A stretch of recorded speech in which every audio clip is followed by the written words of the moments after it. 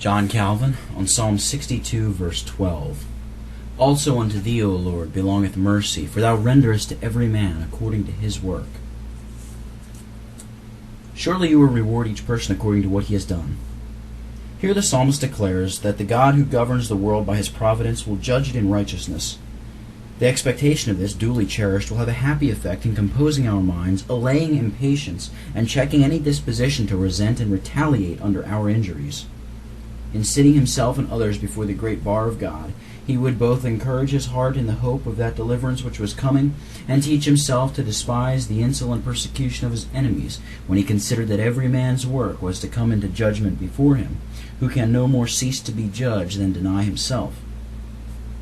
We can therefore rest assured, however severe our wrongs may be, though wicked men should account us the filth and the offscourings of all things, that God is witness to what we suffer, will interpose in due time, and will not disappoint our patient expectations.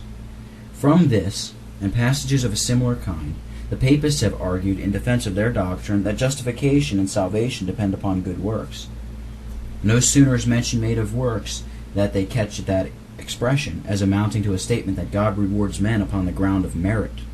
It is with a very different design than to encourage any such opinion that the Spirit promises a reward to our works.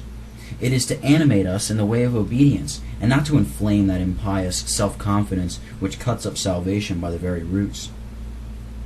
We know that there is none of our works which, in the sight of God, can be accounted perfect or pure, and without taint of sin.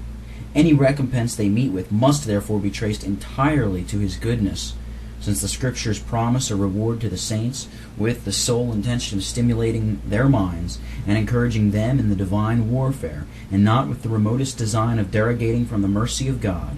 It is absurd in the Papists to allege that they, in any sense, merit what is bestowed upon them. As regards the wicked, none will dispute that the punishment awarded to them as violators of the law is strictly deserved.